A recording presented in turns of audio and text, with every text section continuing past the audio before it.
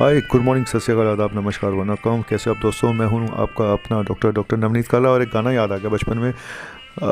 शायद disco dancer एक movie आई थी, उसका गाना था, आ गया हलवा वाला आ गया, तो धूम मचाने आ गया, तो आ गया, आ गया, गुड न्यूज़ लेकर आ गया, आ गया, आ गया, डॉक्टर कालरा आ गया। यस, डॉक्टर कालरा आ गया। आपके लिए हलवा तो नहीं लाया हूँ, लेकिन हलवे से भी जैसा ज़्यादा अच्छा गुड न्यूज़ है, जिसको आपको खा के नहीं, सुन के आपका दिल खुश हो जाएगा। क्योंकि मैं बताने जा रहा हूँ आज, हालांकि मंडे है और हर मंडे को केसेस कम होते हैं, लेकिन ये मंडे कुछ खास है, क्योंकि मैं बात करूँगा पिछले हफ्ते की।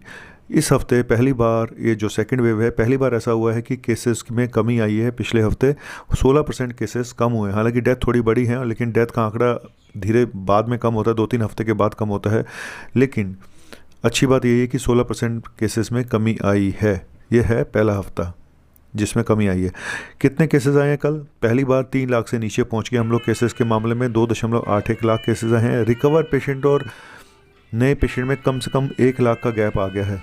3.78 लोग रिकवर हुए और आए 2.8, यानी ऑलमोस्ट 1 लाख के आसपास, जो बहुत ही सिग्निफिकेंट है।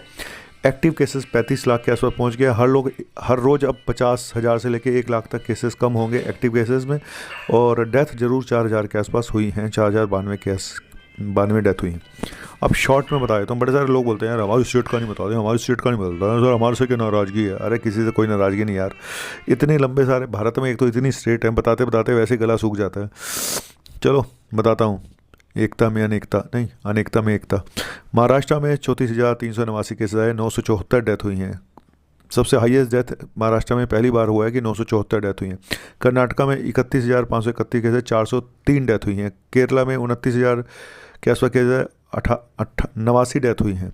यूपी में केसेस काफ़ी कम हो गए, 10,505, 308 डेथ हुई हैं। तमिलनाडु में 33,000 केसेस हैं, 311 डेथ हुई हैं। आंध्रा में 24,000 केसेस आए, 100 के आसपास डेथ हुई हैं। वेस्ट बंगाल में 19,000 केसेस आए, 144 डेथ हुई हैं। छत्तीसगढ़ में 4,888 केसेस आए, 144 डेथ हुई हैं। राजस्थान में 10,000 के आसपास केसेस आए, 156 डेथ हुई हैं।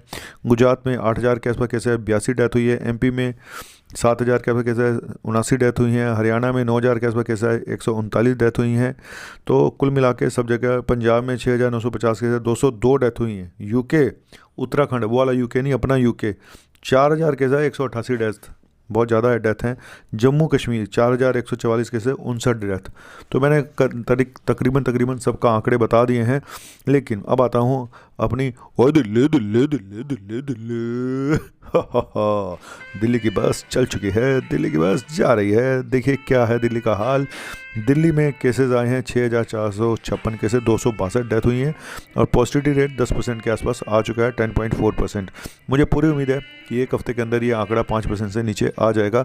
और जिसको बोलते हैं कि कोविड को हमने कंट्रोल कर लिया है, जो WHO की गाइडलाइंस हैं कि 5% से कम पॉजिटिविटी रेट हो जाना चाहिए। तो अच्छी बात है दिल्ली के बारे में कि दिल्ली जल्दी से सुधर रही है। लेकिन ये लॉकडाउन की वजह से ही है, और लॉकडाउन बढ़ा दिया गया 24 तारीख तक। अच्छी बात है। अभी मेरे ख्याल से, तो मैंने पहले भी बोला था, वीकेंड लॉकडाउन कम से कम 6 महीने होना चाहिए, वीकेंड लॉकडाउन, तब ये हालात सुधरेंगे। नहीं तो ये वापस फिर बैक मारता रहेगा। यही करते रहो बस सारा टाइम, है ना। सिर्फ वीकेंड लॉकडाउन अभी चलना चाहिए, बाकी सब खोल दो। अच्छा, अब मैं बताता हूँ आपके साथ गुड न्यूज़ एक और है कोवैक्सीन के बारे में। कोवैक्सीन के बारे में गुड न्यूज़ है कि कोवैक्सीन की जो भारत बायोटेक बना रही है, उन्होंने ये दावा किया है कि हमारी वैक्सीन सभी स्ट्रेन के खिलाफ, जितने नए पुराने वेरिएंट हैं, सबके खिलाफ इफ़ेक्टिव है। तो अच्छी बात है। और कोविशील्ड 12 हफ्ते के बाद लगाई, सेकेंड डोज 12 हफ्ते के बाद लगाई जाएगी। कोविन ऐप में अपडेट कर दिया गया है। और एक खुशखबरी है, DRDO द्वारा जो 2 डीऑक्सी ग्लूकोज मेडिसिन थी, वो आज लॉन्च की जाएगी हमारे कैबिनेट मिनिस्टर राजनाथ सिंह जी द्वारा। तो अच्छी बात है ना। और IIT के एक भविष्यवाणी करी IIT ने, हालांकि पहले भी करी थी। उन्होंने बोला है कि दिसंबर तक हार्ड इम्यूनिटी बन जाएगी। दिसंबर तक 70% आबादी को ये एंटीबॉडी बन जाएगी, और दिसंबर तक हार्ड इम्यूनिटी बन जाएगी। ये बिल्कुल वैसे ही है, स्पेनिश फ्लू जो आया था 1918 में, बिल्कुल वैसे ही चल रहा है। 2 साल लिए थे उसने यहाँ से जाने में, तो ये भी 2 साल पूरे ही लेके जाएगा, आप समझ लो, बिल्कुल एग्जैक्ट 2 साल। और तीसरी लहर को रोकने के लिए प्रोफेसर आशुतोष शर्मा जी ने आईआईटी से उन्होंने बताया, एक तो वैक्सीनेशन करना पड़ेगा अगर तीसरी लहर से बचना है, मास वैक्सीनेशन, फेस मास्क का यूज़ करना पड़ेगा, भीड़ भाड़ वाली जगह से जाने में बचना पड़ेगा और नए म्यूटेशन पे रिसर्च जारी रखनी पड़ेगी अगर तीसरी लहर से बचना है तो ये है ज़िंदगी की लहर का सफ़रनामा। आज की गुड न्यूज़ मैं आपको बता चुका हूँ और क्या बताऊँ, सब कुछ बता दिया मैंने।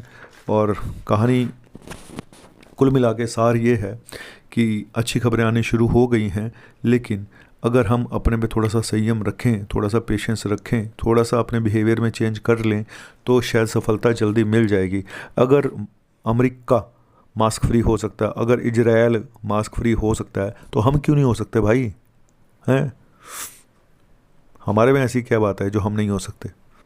हमारी पॉपुलेशन ज़्यादा है, हम मानते हैं, हमारे यहाँ सुविधाएं कम हैं, हम मानते हैं, हम थोड़ा ज़्यादा डिसिप्लिन में रहने वाले लोग नहीं हैं, हम मानते हैं, हम खुले सांड की तरह घूमते हैं, हम मानते हैं, हमारी छाती कुछ ज़्यादा ही चौड़ी है, हम मानते हैं। वो बात अलग है, कोरोना ने सबकी छातियाँ 56 इंच से 1 इंच की करके रख दी है।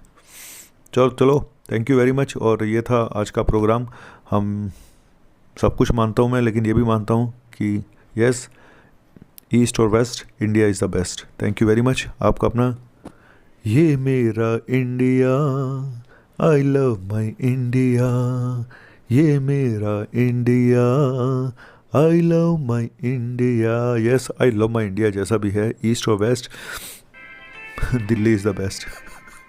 नहीं, India is the best. Delhi तो भाई बता नहीं किसके लिए बेस्ट है। अब सोचना पड़ेगा बुढ़ापे के लिए कोई ऐसा स्थान जहाँ पे पोल्यूशन ना हो, जहाँ पे ऑक्सीजन हो। ये 2 चीज़ें हों, पोल्यूशन ना हो और ऑक्सीजन भी हो। Thank you, bye.